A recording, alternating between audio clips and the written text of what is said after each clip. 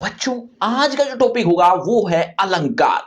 आपका जो एग्जाम है वो बहुत नजदीक है और इस नजदीकी एग्जाम में आपका एक अलंकार का टॉपिक आने वाला है। और अलंकार की कोई लिमिटेशन नहीं है, बहुत सारे होते हैं अलंकार, यानी उसके जो उदाहरण हैं ना जाने कितने हैं। लेकिन जो आपके लिए मोस्ट इंपोर्टेंट क्वेश्चंस होने वाले हैं, जो आपके एग्जाम के लिए बहुत हेल्पफुल होंगे, ऐसे ऐसे क्वेश्चंस मैं थोड़े छाट कर लेकर आया हूं। उनको थोड़ा सा ध्यान से सुनना और समझने की कोशिश करना। देखो, पहला क्वेश्चन, अलंकार शब्द का शाब्दिक अर्थ है। देखो बच्चों, पहला प्रश्न आपसे पूछ लिया है, आंसर भी मैं दिखाने वाला हूं, लेकिन उससे पहले वीडियो को रोक कर आप कमेंट में कमेंट जरूर करते रहना कि इन प्रश्नों के आंसर क्या आएंगे। जैसे जैसे आप लिखते जाओगे मैं रीड करूंगा और देखूंगा कितने बच्चों के कितने आंसर ठीक हो रहे हैं।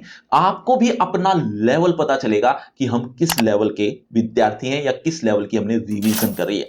चलिए, अलंकार शब्द का शाब्दिक अर्थ बताना है। आपके सामने आंसर आ रहा है, आंसर है आभूषण। आभूषण, वैसे तो आप ये आसान सा प्रश्न लगा होगा, आसान सा ही है, ज्यादा मुश्किल नहीं है, लेकिन इस तरह के क्वेश्चन कई बार आ जाते हैं। चलिए, दूसरा प्रश्न है, बीती विभावरी जागरी, अंबर पनघट में डुबो रही तारा, घट उषा नागरी। अब इसमें अलंकार छाटना है। अलंकार छाटने के लिए आपको सबसे पहले इस लाइन को ध्यान से पढ़ना है और समझने की कोशिश करनी है। ऐसा नहीं कह रहा हूं कि आप समझ ही जाओगे, क्योंकि कई बार ऐसे शब्द या ऐसी लाइन आ जाती है कि आपको समझ में नहीं आती, लेकिन कुछ शब्द उसमें से समझ आ रहे होते हैं, जिसको पढ़कर आपको समझ में आएगा कि यहां पर कहीं प्रकृति की बात चल रही है।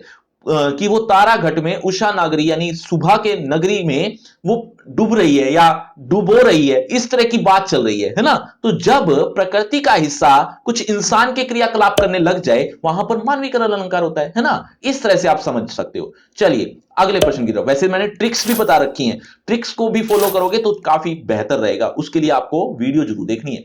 जहां उपमेय में उपमान की संभावना प्रकट किया जाता है, वहां पर क्या कौन सा अलंकार होगा? देखो, उपमेय में उपमान, परिभाषा भी पढ़ लेना, इस तरह के क्वेश्चंस भी पूछ लिए जाते हैं। उपमेय में उपमान की जब संभावना होती है तब उत्प्रेक्षा अलंकार आता है। चलिए अगले प्रश्न की तरफ। जहां जड़ पर चेतन पर आरोप हो तथा जड़ प्रकृति पर मानवीय भावनाओं तथा क्रियाओं का आरोप हो, यह अभी अभी बताया, अभी अभी जस्ट, इसका आंसर मानवीकरण अलंकार आएगा। वहां पर मानवीकरण अलंकार होता है। चलिए, बीच में अलसी हटीली, देह की पतली, कमर है की है लचीली, में कौन सा अलंकार है? देखो, इसमें भी कुछ कुछ वैसा ही है।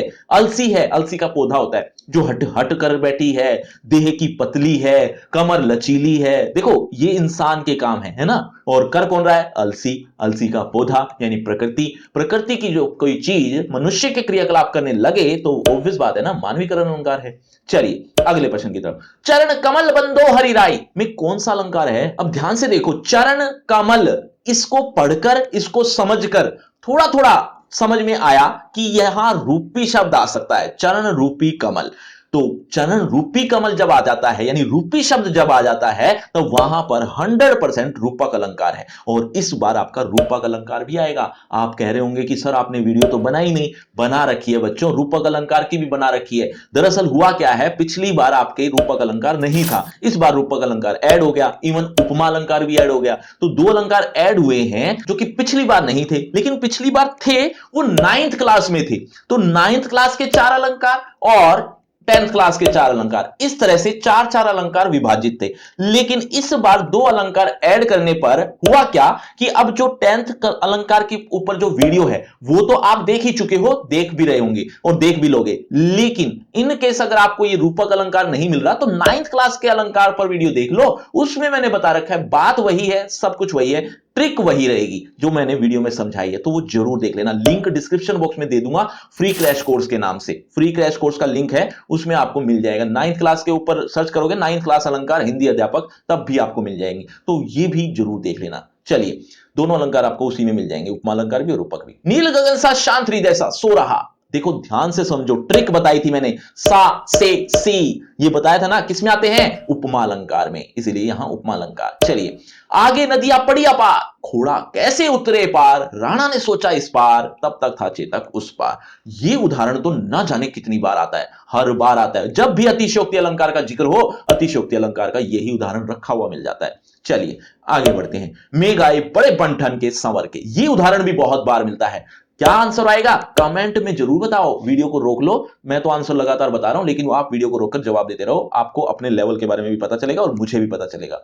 मेघ आए बड़े बंठन के, मेघ यानी बादल सच सवर कर आ गए हैं। कौन सा अलंकार? मानवीकरण अलंकार। चलिए, हाय फूल सी कोमल बच्ची हुई राख की ढेरी थी। यहां पर सा से सी कुछ दिखा, इससे ही समझ में आ गया होगा कि ये उपमा अलंकार है। चलिए, मैया मैं तो चंद खिलौना ले हूं, हे मां मैं तो उस चांद रूपी खिलौने को लेना चाहता हूं। चंद रूपी खिलौना यानी चांद रूपी खिलौना, रूपी शब्द जहां पर आ जाए कहां होगा, क्या होगा? रूपक अलंकार। चलिए, मुख बाल रवि सम लाल होकर ज्वाला सा हुआ बोधित। यहां पर सा तो देख ही रहे हो, लेकिन एक शब्द और भी आया हुआ है सम।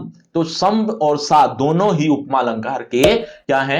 एक पहचान है, एक ट्रिक है। क्या? सा से सी सरिस सम सरीखी, ये सब शब्द क्या हैं? ये सब उपमा अलंकार के ही क्या है? पहचान, ट्रिक है। चलिए, वन शारदी चंद्रिका चादर ओढ़े में कौन सा अलंकार है? यहां पर देखो, चंद्रिका चादर, चंद्रिका चांदनी को कहते हैं, चांदनी रूपी चादर ओढ़ रखी है। फिर से रूपी आ गया, रूपक अलंकार। अब आप सोच रहे हो घूम फिर के वही रूपक, मानवीकरण, अतिशयोक्ति यही आ जा रहे हैं। बच्चों यही है अलंकार आपके सिलेबस में, तो ये बस कुछ ही अलंकार है, अच्छे से पढ़ लेना, ट्रिक सीख लेना, बस काफी हो जाएगा। हनुमान की पूंछ में लग न पाई आग, लंका सिगरी जल गई गए निशाचर भाग। देखो बच्चों, इसका उदाहरण मतलब ये उदाहरण पढ़कर भी आपको वैसे क्लियर हो ही गया होगा, क्योंकि ये बार बार आता है, हर बार आता है। क्या? हनुमान की पूंछ में अभी आग लगी नहीं थी कि लंका सारी जल गई और निशाचर यानी जो राक्षस लोग थे वो सब भाग गए। देखो, बात को बढ़ा चढ़ाकर कहा गया है कि यहां हनुमान की पूंछ में आग लगी भी नहीं थी, है ना, फिर भी लंका जल गई। यहां बात को बढ़ा चढ़ाकर कहने का मतलब क्या था कवि का? कवि ये बताना चाहता था कि आग लगाते ही लंका जला दी थी उसने। तो ये बात इतनी जल्दी हुई, ये बात दिखाने के लिए बात को बढ़ा चढ़ाकर कहा गया, इसीलिए यहां बात को बढ़ा चढ़ाकर कहां पर किया जाता है? अतिशयोक्ति अलंकार में। चलिए बच्चों, पीपर पात सरिस मन डोला, अभी अभी बोला था सा से सी सरीखी सरिस सम, ये किस में आते हैं? ये आते हैं उपमा अलंकार में। चलिए, कहती हुई यों उतरा के जल नेत्र से भर गए, हिम कणों से पूर्ण मानो हो गए पंकज नए। मनो, मनो, मनु, मानो, ये जो शब्द है ना, ये किस में आएंगे? उत्प्रेक्षा अलंकार में, इसीलिए यहां पर आ जाएगा अतिशयोक्ति अलंकार। बच्चों यहां मिसप्रिंट हुआ है, उत्प्रेक्षा अलंकार आएगा। चलिए, प्रकृति का अनुराग अंचल हिल रहा है में कौन सा अलंकार है? अनुराग अंचल, कॉन्सेंट्रेट करो, अनुराग रूपी अंचल, रूपक अलंकार आएगा। और एक बात थोड़ा और भी ध्यान से सुन लो, PYQ previous year question paper भी आपको पढ़ने हैं, लेकिन मिलेंगे कहां? देखो, दो जगह मिलेंगे। एक तो आप मुझे सोशल मीडिया पर फॉलो कर लो, खासतौर पे टेलीग्राम पर। टेलीग्राम पर मैं रोज रिवीजन भी करवा रहा हूं और PYQ सैंपल पेपर ये भी प्रोवाइड करवाता रहता हूं।